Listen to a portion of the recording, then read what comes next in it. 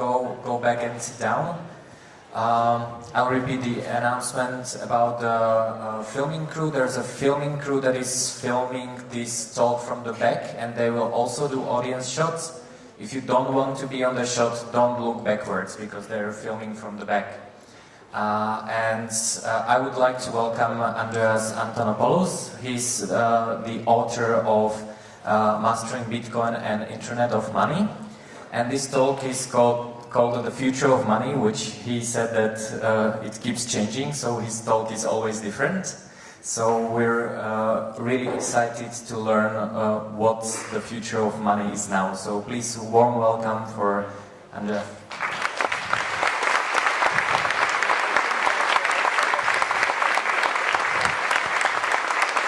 Thank you. Wow, this is my first Hackers Congress. This is amazing. What an incredible event. Thank you so much for coming here today. I really appreciate it. This talk will be on video in a couple of weeks on my YouTube channel, but also it is licensed under Creative Commons Attribution. You can do whatever you want with it, pretty much. So feel free if you do use a recording, or you can just take it from my YouTube channel, whatever you want. Thanks for coming. The talk is going to be called A Tsunami of Innovation. And what I want to talk about today is innovation in open systems. You've probably heard me talk about this before. One of the defining characteristics of the Bitcoin blockchain, but also of other open blockchain systems, is something we call permissionless innovation. And permissionless innovation is the idea that in a system that is decentralized, where people can connect to the system without asking for permission, where they can create their own applications without asking permission, and they can launch these applications and use the platform without asking for permission, something magical happens. The best example of this, of course, is the internet. And on the internet, you don't need permission to create a new application. You can assign it some port numbers, you can write an application protocol, you can distribute a binary or source code, anybody can run it, and if they run it, they become your market for that application. So what is the minimum market size you need to run an application on the internet? Two nodes, 2 people, 2 systems. As long as 2 systems want to use a protocol to communicate with each other, that is an application.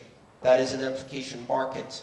That is the basis for running a new application, and you don't need anybody's permission to innovate on this system. And why is this important? Because in closed and permission systems, innovation is determined by the least common denominator. If you want to run an application on the phone company's network, you have to find a way to persuade them that this is an application that will be broadly used by millions of people who are participating in that. And you have to ask for permission.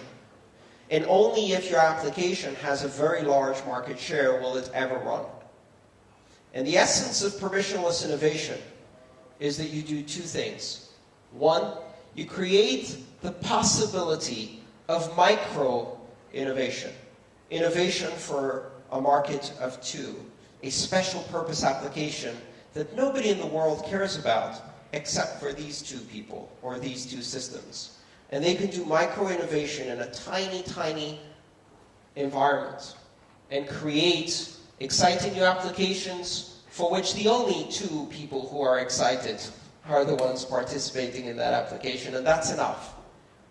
So it's hyperlocal, micro-innovation. But at the very same time, it's also a platform for macro, global innovation.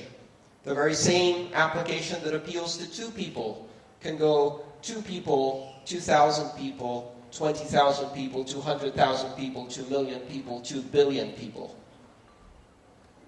You're probably going to need to optimize the code a bit. But you have the possibility of simultaneously appealing to an audience as small as 2, all the way up to a completely global audience, all without asking for anyone's permission. This critical function is offered by Bitcoin and other open blockchains by the virtue of open access, by the virtue of a neutral platform that is not controlled by a central entity, by the virtue of being able to use that platform to develop your own applications. And what happens with that is something that people often underestimate. And we've seen how big markets underestimate the possibility of innovation on the internet. And there's a reason why. You can easily underestimate this form of innovation. If you're a big bank or a big corporation and you're paying 1,000 very expensive, highly trained professional developers, you have the cream of the crop. You have the best of the best innovating for you in a focused and directed manner. How could anyone compete with that? How could anyone compete with that budget, that marketing, that infrastructure, that support? I mean, it's almost ridiculous to think that you could take decentralized innovation and make it work on a large scale. Maybe you can do it for things that are not important. You can play with your little internet toys. We have important work to do here in our large corporation. And one day, some bored student at the University of Finland, who can't afford to buy Microsoft Windows, comes up with the most ridiculous idea. I'm going to write a scalable, multi-processing operating system that competes with Unix, right? And the only response to that by any sane individual is, that's ridiculous. There's no way that will ever work. 20 years later, Linux has completely taken over every data center, every computer operating system. Most of the people in this room are running it underneath their Android operating system, which is really just Linux built up. This audacity that you can out-innovate the largest players on the planet combines with something really important: passion, interest, and deep knowledge of the community of your users. And it's most powerful when the developers are the community of the users or come straight out of the community of the users. And when you have people who are developing an application that is for their own interest, that they have emotional attachment to, that they feel passion for, they will commit enormous amounts of effort into building that and treat it with great care. Why? Because at the end of it, software is art. And so, just like an artist, if you lack creativity, if you lack that spark, you can have a corporation that hires as many in-house artists as you want. You're never going to create great art. It will be soulless. It will be empty. And that's what happens to innovation. When innovation is brought into large companies, it goes there to die. When they send their employees to workshops and seminars to teach them how to think creatively in a 4-hour seminar on a Wednesday afternoon, innovation goes there to die. Creativity goes there to die. And if, by some miracle, an inspired creator arises from within the corporation, creates something truly unique, creative, disruptive, expressive, the entire mechanism of bureaucracy will stomp down on that idea and kill it very, very quickly. Tommy, we love your idea and your creativity. This is really a fantastic invention you've brought to us. Now, we have conducted a focus group and assembled a committee, and we don't want to interfere with your creative process. We have a few minor suggestions to help it be more broadly appealing among our customers and more in line with our strategic goals. And that is the corporate sound of stomp on creativity. By the time that idea comes out of committee, it is a pale image, a skeleton of what it once was. And everything good and creative and wonderful about it has been sucked out. And what's left is a soulless corporate piece of shit.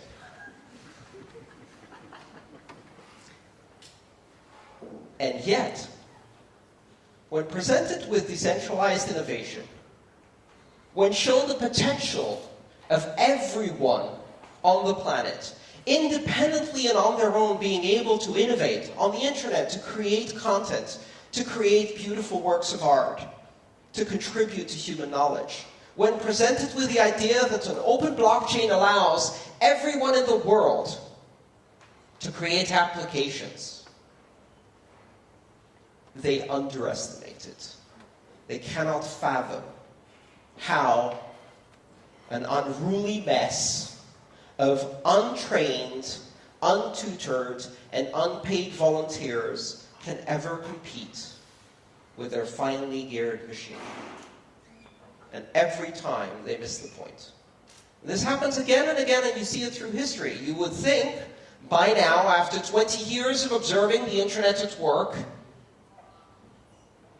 this lesson would come through. But instead, what you see is corporate organizations and governments having innovation workshops, speaking about disrupting from within, and all of this empty talk. When I was at the hackathon we did a couple of days ago, I found out that one of the key contributors to an amazing piece of software that was written revealed himself to be a 14-year-old kid from London with no formal training in programming, who is outclassing many of the professional programmers in the space with passion. And that is the most dangerous form of competition a company can face. That is unstoppable. Here's why it's easy to underestimate the potential for innovation. When you place two systems side by side, and one of them has a 200-year tradition of slow and careful and methodical development, institutionalized knowledge, and a solid foundation of trust, the banking system. And then you bring this ragtag group of weirdo anarchists, I'm looking at you, with funny haircuts and too many piercings, and weird t-shirts who can't wear a suit, and they say, we're going to reinvent banking. What can you do but laugh, right? Because the first version of what they present to the world is woefully inadequate. It's kludgy. It's difficult to use. It hasn't been tested by a focus group. The design sucks completely. And so you compare the two and you say, this is what they've done, this is what it took us 200 years to do, and you laugh. Because there's no chance this little ragtag group of misfits is ever possibly going to compete with millions and millions of dollars in your budget. But what you're missing is the most important part of the equation. When everyone is open to innovate without permission, and when the outcome of their innovation is open sourced and available to everybody else to copy, incorporate, integrate, mash up, and build upon, what happens is an exponential curve. Every tiny idea is fed by 1,000 other tiny ideas, and in turn spawns a new forest of tiny ideas that together create another generation of tiny ideas, and gradually all of these things start building up. People who are free to do and follow their passion start creating applications you couldn't even imagine. And they build on other people's work and give ideas to other people who then build on top of these. And the momentum increases. And it takes a long time for that momentum to build up. And it's very, very gradual. at first. The key characteristic of an exponential curve is that for the majority of its life cycle, it appears to be a slowly climbing horizontal line. It looks like it's taking a very long time to catch up with that plateau of 200 years of innovation. And then, surprise. Because here's the one thing I can tell you about exponential curves. They have an elbow. And the elbow is the inflection point where the horizontal becomes vertical. Where all of the cumulative momentum building and building and building suddenly reaches that critical point. And it starts accelerating faster and faster and faster. And it takes a very long time for these applications to reach parity, to appear to do the same thing that the established industry does. But the thing about an exponential curve is that 1 month after reaching parity, it's exceeded by an order of magnitude. And 1 year, it's exceeded by 2 orders of magnitude. And while the traditional institution continues its slow horizontal curve, the exponential curve suddenly turns vertical. We've seen this happen on the internet. We've seen this happen throughout many technologies in our lifetime. Ray Kurzweil, an esteemed author, has written a fantastic work called The Singularity is Near. I spoke recently at the Singularity University, which is an organization founded by Ray Kurzweil, and we discussed these issues of exponential growth. These exponential curves can be seen in many places in our post-industrial society. The acceleration of density of computer chips, computer memory, speed of processing, amount of data you can send through communication, the number of documents on the web, the number of documents on Wikipedia, the number of people connected to the internet, the number of Internet of Things systems connected to each other, the number of people working on Bitcoin, the number of contributions to the Bitcoin core, the number of alternative blockchains poking up. All of these lines have one thing in common. They exhibit an exponential curve. And for all of these, when you look at it as a human being, we tend to massively underestimate the impact of these exponential curves because we cannot fathom exponential growth. It is alien to nature. It only happens in very limited circumstances, and it's always surprising. We extrapolate linearly. We see the past, and we think that it will continue at the same pace in the future, and what we miss is the elbow in the curve when things turn vertical. The amount of data that you could fit on a storage device in the 60s was pitiful. You can watch photos online of IBM unloading a 5 megabyte hard drive from a truck with 4 people carrying it, right? And it takes a very long time to go from 5 megabytes to 10 megabytes to 100 megabytes. But before long, you stop counting in megabytes and you're counting in gigabytes and then terabytes, and the curve is vertical. And we see this with data, we see this with participation on the internet, and we're beginning to see it with Bitcoin. I use the phrase tsunami of innovation because one characteristic of a tsunami, a wave in the ocean, a massive disturbance in the liquid structure of the ocean, is that the wave propagation happens at depth.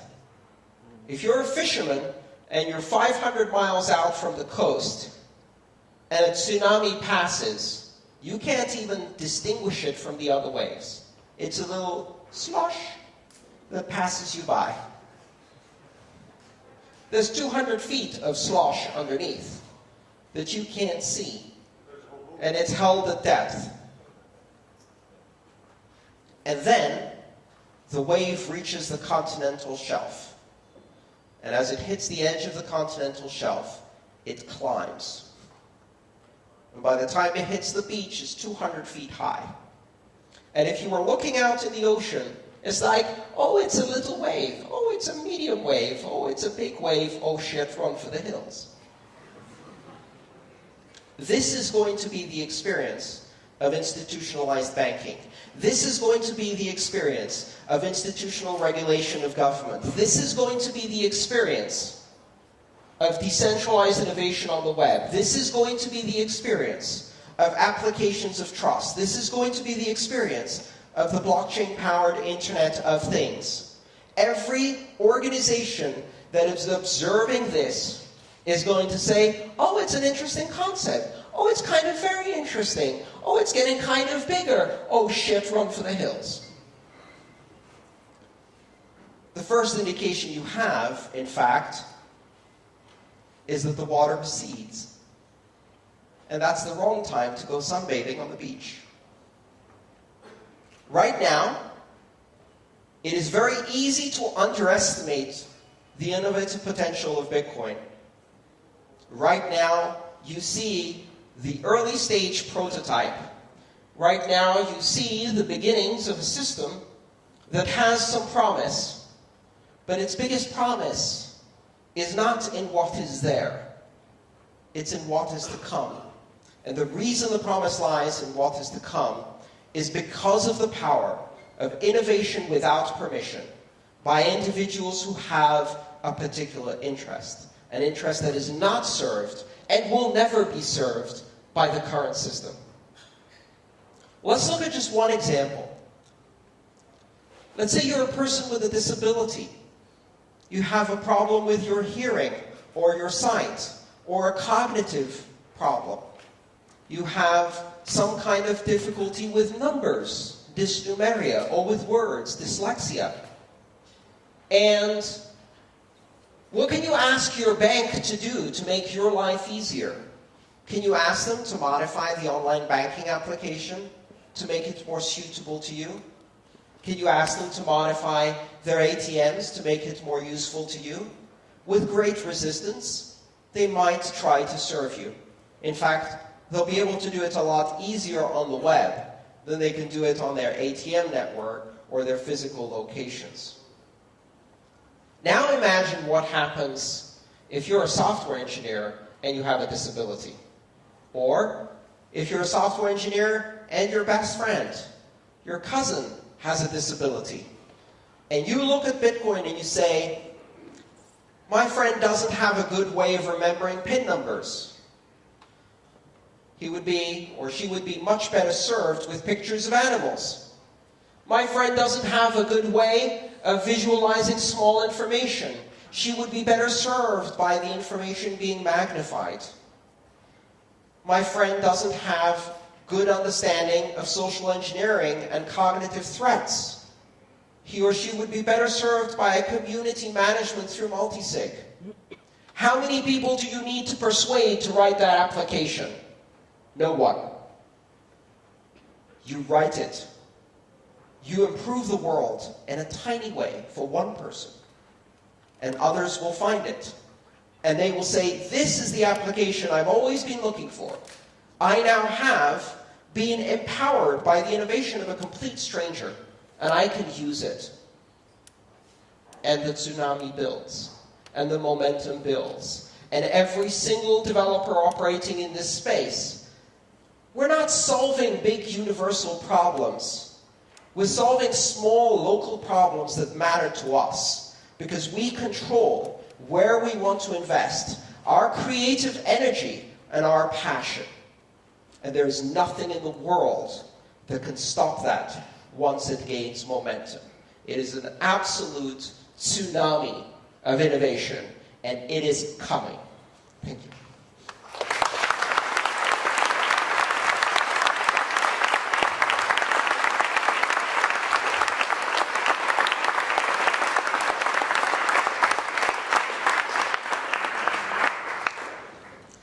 So, we have an hour, and I don't want to bore you with my talk anymore, and I would love to have a conversation with any and all of you. So, I think we have a couple of microphones here for the audience. If you would like to ask me a question, I would be delighted to answer it for you. Thank you. Hi, great to see you in real life. Just wanted to ask, I read an article recently that said the European Union is planning to register all Bitcoin users and their transactions and keep a database of all of this in a centralized manner. Yes. Just want to know your opinion on that and how you think that would move forward and what kind of resistance they would face, or if it's even possible. One of the really interesting, so the question was about the European Union creating a registration database of some Bitcoin users. Because the idea that they can create a registration database of all Bitcoin users is a pipe dream. And I think several people in this room would make sure that doesn't happen.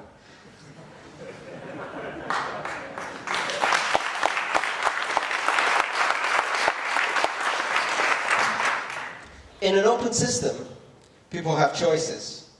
And decentralization and centralization are not an equal symmetric scale. In order for a centralized system of control to be effective, it has to be near absolute. But in order for a decentralized system to provide freedom, it doesn't have to be absolute. All it has to do is undermine the system of control. If you have a stadium with a concert, and the stadium has 100 doors, how many of those doors do you need to check tickets for that concert to not be a free concert? 100 doors. 99 doors is not enough, because the moment one of the doors is not being checked, everybody texts everybody. Nobody shows up at the 99 doors you're checking, and they all go through the back door, and you have a free concert. Control has to be complete, has to be end-to-end for it to be even marginally effective. But it gets worse. Because what happens if you have a system where some people, those who are educated, technically literate, or motivated enough, can choose to use the back door, can choose to use the system without registration, can be nimble enough with their communications and their protocols and their use of Tor and all of the other things that they might need to use the system that isn't registered. Who are you left monitoring? The innocent and the idiots. And everybody who perhaps you should be monitoring is choosing to use the unmonitored avenues. And there are thousands of unmonitored ways to do. You cannot impose end-to-end control on a completely open protocol that is global in nature, that uses the internet as its underlying mechanism, that is, in essence, a content type, a form of speech, a communication medium on the internet. You cannot control it. Do you know why I know that? Because they can't even control it in North Korea.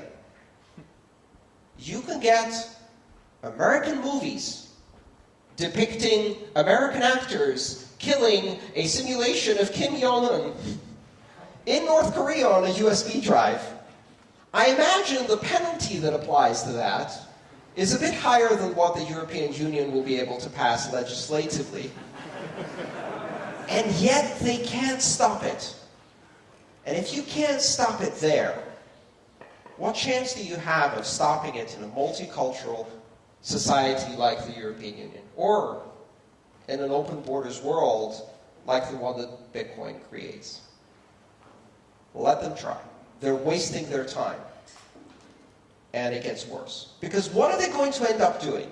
They're going to end up collecting the private information of millions of people who, by the definition that I just gave you, are innocent and some idiots. They will collect all of these people's information and they will create one of the European Union's largest honeypots of private information, and then they will fail to secure it, as they always do, because there is no way to secure concentrated data, and it will get hacked. And they will end up hurting the consumers that they are actually presenting as protection, right? So, one, it doesn't work for the stated reason of protecting against criminal activity, because if the criminals have a choice, they won't subject themselves to it. One of the characteristics of a criminal is that they don't follow the law. Go figure.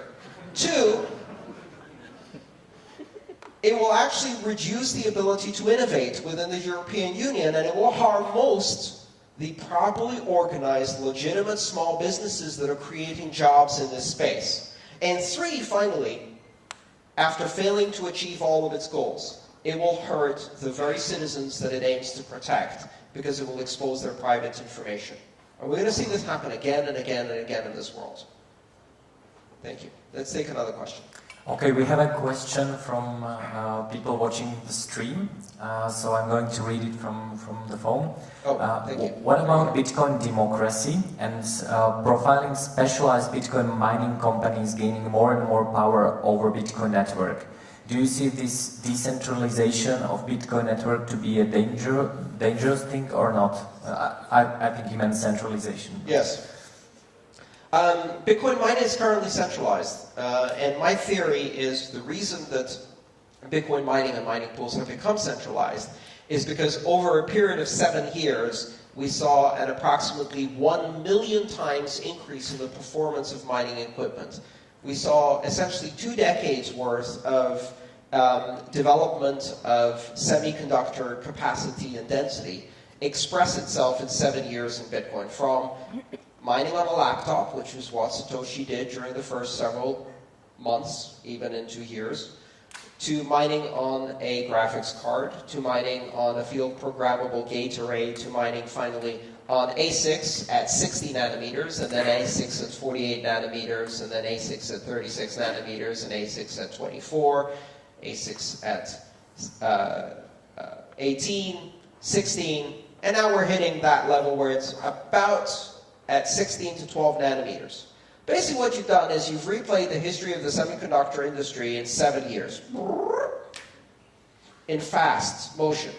And what that means is that if you create a piece of mining equipment in a semiconductor fab in Shenzhen, it has approximately 12 weeks of usable life before it is obsolete. Now, how far can you get this piece of equipment in 12 weeks and make it useful?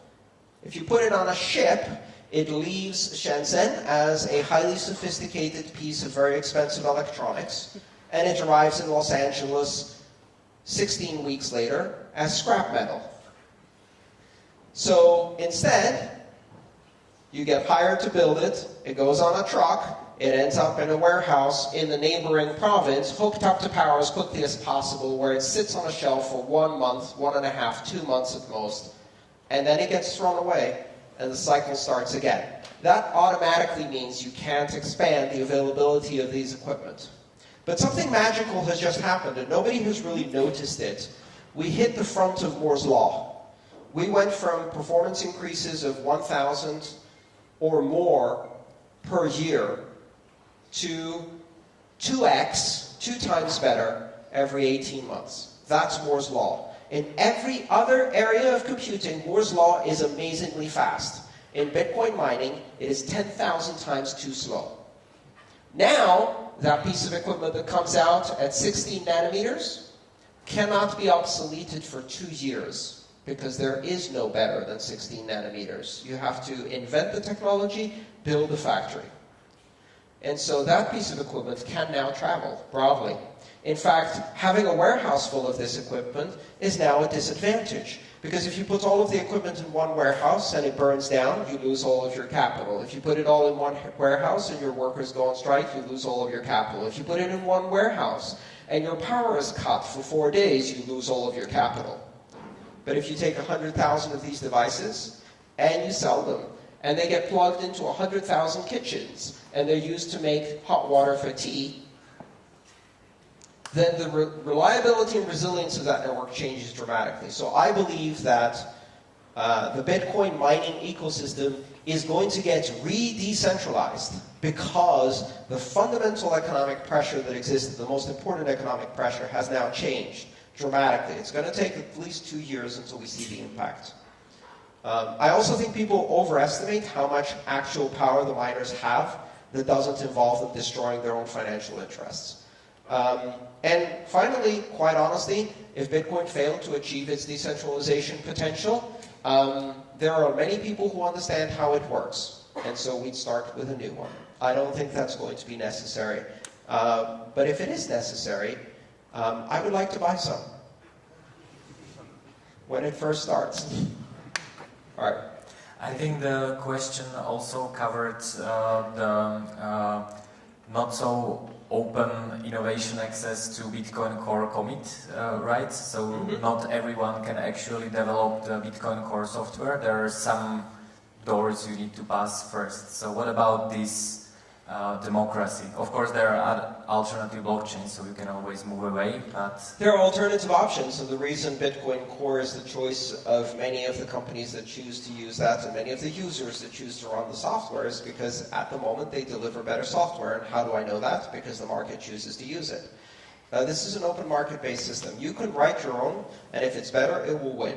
And you can write, and I would very much doubt that if you have commits that are broadly viewed as valuable to the ecosystem, you'll have any difficulty getting them added to Bitcoin Core or any of the other platforms that work around Bitcoin. It's a multi-layered system, and we're going to see. Now, granted, we do have some elements that are more centralized than I would like, but I have faith that over the long term, the important things are maintained and maintained well. Okay, who else wants to ask me a question?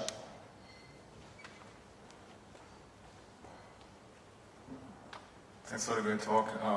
I view Bitcoin as a distributed but centralized system because it looks to me that to make any changes on the protocol level, you need to have the majority of the miners to agree to that. And we can see this blockchain debate, block size debate, for example. What's your take on that? I think what the block size debate demonstrates is that if there is a bottleneck in one part of the development process, what happens is that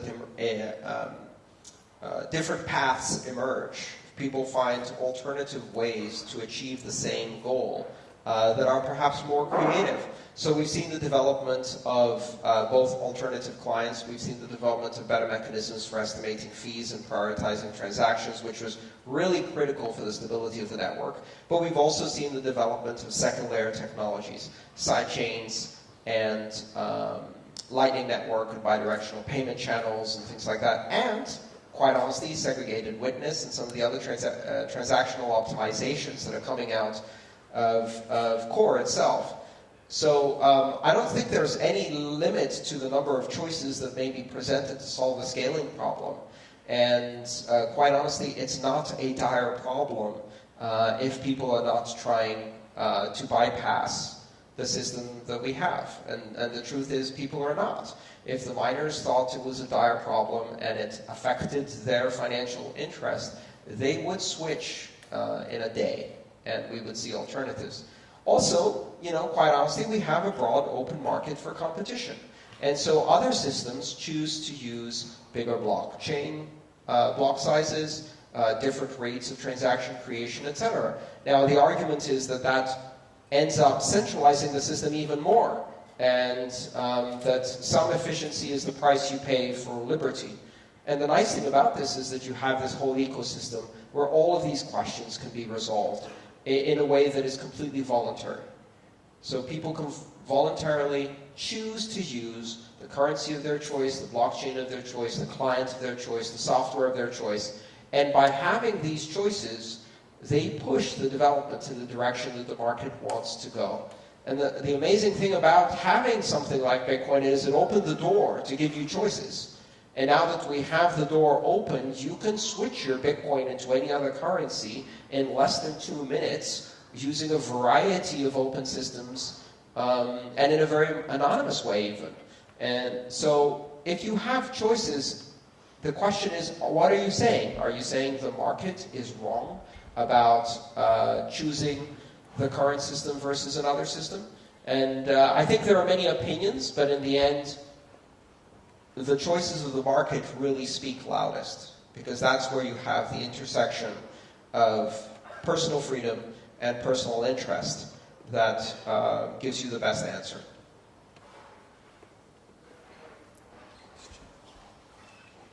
It's really hot up here. Is there a chance that Bitcoin will have better privacy protection or better anonymity in the future? Absolutely. There's not just a chance that Bitcoin will have better privacy protection, better anonymity. There are a number of actively tested, beta test level solutions that significantly increase the anonymity and privacy of Bitcoin. Bitcoin at its core as the first iteration is loosely pseudonymous, and if you invest a lot in very, very good operational security, you can take it from loosely pseudonymous to weakly anonymous, and that's about as much as you can do. Developments such as confidential transactions, which is a collaboration between, I believe, Gregory Maxwell and Peter Wool, which allows for ring encryption of the value of a transaction. That's a very important development. Schnorr signatures, some of the features that are coming out of the Lightning Network that will allow you to essentially have an off-chain, onion-routed, multi-party, double-blind, store and forward network without really knowing who is sending what to who. And that's a whole layer you could put over Bitcoin. All of these developments, both on their own, increase the fungibility, anonymity, and privacy of the network. Put together, they can make Bitcoin and, quite honestly, many of the other open blockchains very, very strongly anonymous. But something else, again, which you have to look at is the ecosystem. Because if I have Bitcoin and I also have Monero and Dash and Zcash, then I actually have the opportunity to use the currency that gives me the right level of privacy now, right? Or use the currency that gives me the right level of security or the right level of value store or the right level of retail access, if that's what I care about, and switch between them. And switch between them at very low cost and very quickly and perhaps even in a programmatic and automated fashion until your wallet picks the currency that is most suitable for the current use. Maybe if you have Tor on and you're buying something on a website, then it automatically switches to use Zcash because it says, okay, well, we're in a privacy mode right now. And maybe that's what you need. So I'm actually very optimistic about these developments. I think we're seeing, as I said before, this innovation, this momentum is picking up. And everybody's like, oh, look over there. You see the block size problem they have? They can't solve it. They're not talking to each other. Meanwhile, right behind them, there's these giant teams doing incredible innovation in Bitcoin. And there's this big, big, shiny distraction. I hope the banks continue to underestimate Bitcoin because of the block size drama and don't pay attention to the innovation that is picking up momentum. Hi. I just want to be, I guess, succinct about it. I see two different paths forming. So one is other people that are technically knowledgeable, they know how to use Bitcoin in an anonymous manner. But these, for me, would be the minority in comparison to mass adoption of Bitcoin, which would be required for it to become globally used as a universal currency. So my concern is it even feasible, or is it even a possibility that you got the technical community and they are doing it in an anonymous way or a more advanced way, and then you've got the normal way, which would be the banks, for example, in the Netherlands that added the Bitcoin wallet to their online banking. Right. And they're saying, hey guys, look, thanks for making Bitcoin become what it is, we'll take it from here. And they just kind of take this in and take mass adoption themselves and tell people, yeah, you easily do some online banking, no problem, we'll add it for you.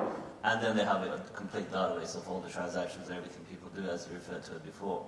And that for me is a huge concern because, yes, it's like the work was done by the people pushing for liberty and freedom or whatever the reason may have been. And then, what if they come in just like, yeah, thanks, we got it from here. Yeah, that's happening. The future of money is going to be purely digital currencies. By the time your children grow up, they will see cash in museums, and it will be banned everywhere. Cash as a mechanism will gradually be withdrawn until the only people who use it are the same people who go to a cafe here and say, do you accept gold? And the cafe owner goes, excuse me? Gold. I have gold coins. So you're going to be the grandpa kook who is just weird and wants to pay in cash. In a world where currencies will become digital, and we will have a choice. Do we want digital currencies that have borders, that are controlled by governments, that are giant surveillance mechanisms? Those will be available. Or do we want to use currencies that are open, borderless, and anonymous? And in order to make the second option appealing to people, we need better user interface design, better infrastructure, better software development, so that anonymity is not a choice. It's built into the everyday activity. It simply becomes an essential characteristic of the system. Now, the good news is, the advantage here is, that there's almost 5 billion, 4.5 to 5 billion people who have very, very limited access to banking, who are not being served by the existing systems. And if we get them to leapfrog the technology and just go directly to broadly anonymous digital currencies based on open blockchains, then we have the majority of the population of this planet utilizing the free system of money. And there's a minority that will continue to use the slave system of money. And that is going to be a fundamental choice that people will face in the future. If you have these two systems juxtaposed in parallel, and one of them is closed, because in order to apply control, you must close all of the doors. You cannot have an open, borderless, immutable, censorship-resistant, open innovation, open access, permissionless system if it's run by a single entity that controls the blockchain.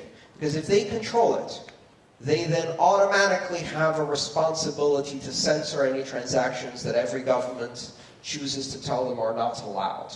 So they will have to close it. They cannot swallow the bitter pill of an open borderless system. They will choke on it, and that's great, because they will build a closed system, and the closed system will be limited in use, and most importantly, it will be a system of closed innovation, and it will innovate slowly. It will become the intranet of money, where you run the Microsoft Outlook of blockchain wallets. And there will be some people who use it. The same people who ask you to fax them a document and send you a Microsoft Word document full of viruses and communicate via email and call you on the telephone, which I haven't done in 2 years. There will be people who use that. And the banks and the governments will be left surveilling the innocent and the idiots on these antiquated systems. But meanwhile, what happens to the open systems? They feed on each other, and they explode in innovation. And they start delivering applications you simply cannot do on the closed systems, right? So, to me, I don't fear this comparison. But what I do recognize is the one lesson we learned from the internet is that if you want to make privacy effective on a broad scale, you make it invisible, you make it on by default, and you make it broadly available and easy to use. The most widely spread system of cryptography, as broken as it is a little green padlock in the top corner of your browser that you didn't ask for. And that's why it's magical. How many people in here use PGP? You are not a mainstream audience. Just for the people who are watching from the cameras, that was about 2/3 to 3/4 of the audience. How many people here use SSL? Okay, that's a trick question. We all do, right? And so does my mom, and so does your grandma, and so does your grandpa, and your weird uncle who doesn't trust computers and they still use SSL. They don't even know they use SSL. And that's effective security. When we make privacy and anonymity in blockchain systems invisible, easy to use, on by default, and then we add to that open innovation to create applications that are unimaginable in the closed systems, that serve the needs of tiny minorities but empower them incredibly, that are completely borderless in nature. If that's the basis of competition, we win, without a doubt. Okay, I think that was the last question. Thank you so much. Thank you.